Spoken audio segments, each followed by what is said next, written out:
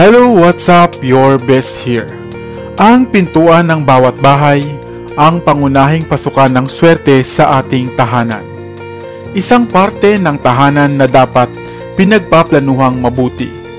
Mula nga sa tamang direksyon ito, kulay ng pintuan, at pinakamainam nitong pwestuhan. Sa madaling salita, ang goal natin dito ay upang maging wasto at ayos na ang pwesto ng lahat sa umpisa pa lamang. Kaya naman kung naipwesto na ang inyong main door sa maling lokasyon, ay madalas wala na rin naman kayong magagawa. Kung kaya ang paglalagay ng mga maswerteng gamit o bagay na lamang dito ang pinakamainam na solusyon. At ang paglalagay ng mga halaman sa harap ng pintuan ang isa sa pinakamabisa at mainam na remedyo. Subalit pagka minsan ay hindi tayo aware at basta-basta na lamang tayo nagpapatong o naglalagay ng mga halaman sa harap ng ating bahay. Kaya naman, gumawa tayo ng listahan ng mga halaman na napakainam na ipwesto sa harap ng pintuan ng inyong tahanan. Hindi lamang upang magbigay ng ganda, kundi magdala rin ng swerte at umaapaw na biyaya. Bakit nga ba kailangang maglagay ng mga halaman sa harap ng ating bahay o sa gilid ng mga pintuan ng ating tahanan? Ito ay sapagkat ang mga halaman ay tumutulong upang mapigilan ang mabilis na pagpasok ng mga negatibong chi. Sapagkat ang mabilis na daloy o pasok ng mga negatibong enerhiya sa tahanan ay maaaring magbunga ng kamalasan o di kaya naman ay karamdaman. Kaya narito ang mga halaman na mabisa at mainam ilagay o ipwesto sa harap o pintuan ng ating mga tahanan.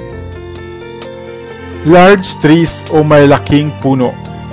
Ang pagkakaroon ng mga malalaking puno sa harap ng inyong bahay o malapit sa inyong tahanan ay nakakatulong upang maitaboy ang mga papalapit na negatibong enerhiya. Subalit, huwag lamang ang puno ng sampalok o iba pang matitinik na puno. Maaari rin naman ang mga puno na nakapaso, sapagkat ang unang rason kung bakit puno ay upang ang wood energy nito ang bumalanse sa harapan ng tahanan. Money tree. Sino nga ba naman ang aayaw sa halamang ito na sa pangalan pa lang ay pera na? Ang halamang ito na money tree plant ay kadalasang may katamtamang sukat at taas, kaya mainam na ipwesto sa harapan ng inyong mga tahanan. Sa tulong ng halamang ito ay maiiwasan at mababawasan ang pagdaloy ng mga negatibong enerhiya sa inyong tahanan. Sumisimbolo rin ang halamang ito sa kayamanan at kaperahan. Iron tree. Dahil sa mataas na demand ng halamang ito na kadalasang makikita sa may liit at may katamtamang taas, mainam ito sa harap ng ating mga pintuan. Hindi lamang nakakatulong sa pagpigil ng mga negatibong enerhiya, kundi napapanahon din at nagbibigay ng eleganting ambience. Areca palm. Isa ring magandang pagpipilian ang areca palm, na isang klasikong halaman at madalas ngang makita sa mga tahanan. Dahil sa malalago nitong mga dahon ay mainam itong itabon sa mga pader at sa mga nakalabas na tubo sa gilid ng bahay. At lalo't higit ay napakaganda sa gilid ng pintuan o harapan ng bahay. Subalit nararapat na isaalang-alang rin ang espasyo ng inyong pintuan bago maglagay ng naglalaguang areca palm. Boston fern.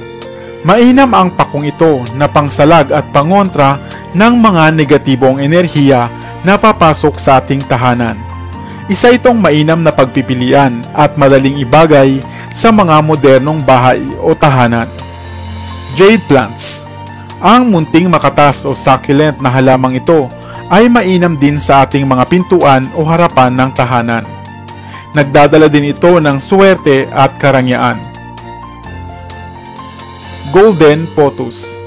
Kilala din ang money plant na ito na golden pothos na nagdadala ng swerte sa tahanan at higit sa lahat ay naglilinis ng hangin sa paligid. Dahil gumagapang din ang halamang ito, madalas nga ay ipinapaso ito upang gawing hanging plant. Lime tree. Ang halamang ito ay isang simbolo ng swerte, kaya mainam itong ipwesto sa harap ng bahay o pintuan. Ang kulay yellow-orange nitong bunga tuwing mahihinog ay simbolo din ng kasaganaan. Nakakadagdag din ng sigla at kasiyahan sa bisita kung mayroon kang puno ng kalamansi sa harap ng inyong bahay. Bamboo plants. Popular ang lucky bamboo sa pagiging nitong best option ng pampaswerteng halaman.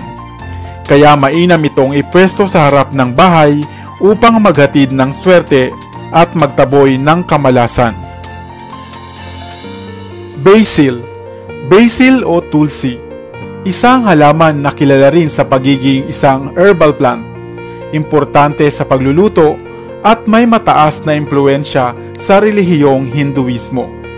Simbolo rin ito ng swerte sa hanapbuhay at pagninegosyo. At gayon din sa ating tahanan. Kaya mainam itong ipwesto sa harap ng ating mga pintuan. Jasmine. Isang magandang halaman sa harap ng bahay ang jasmine. Ang may liit nitong puting mababangong bulaklak ay naghahatid ng sariwang hangin. Umaakit din ito ng swerte sa tahanan at pinaniniwalaang sa tulong nito ay makakasumpong ka ng tunay na pag-ibig. Kung importante sa iyo ang halamang may malakas na pangharang sa mga negatibong enerhiya sa tahanan, ang mga malalaking uri ng puno o nakapasong puno ang mainam. Subalit kung nais mo naman ng mga mumunting halaman, ang pinagsama-samang mga mumunting halaman na ating nabanggit ang iyong pagpipilian. Meron ka ba ng mga ito sa inyong pintuan, sa gilid man o sa harapan ng inyong bahay? Sana ay may bago kang natutunan sa videong ito. Iwan ka naman ng comment sa comment section sa ibaba. I-like at i-share mo na rin para naman sa kaalaman ng iba. Dito na sa Best TV, tayo ay matuto. Utak mapuno ng bagong kaalaman. Dito na sa Best TV, tayo ay lumibot. Lihin na mundo ay ating matuklasan. Dito yan sa Best TV. Dito yan sa Best TV. Dito yan sa Best TV. Sapagkat lamang ang laki may alam. Dito yan sa Best TV. Tara bes, sabay-sabay tayo na matuto. Pagkat dito sa mundo lamang ang siyang marunong. Ating utak salina ng panibagong dunong. Mga bagay na sa buhay ay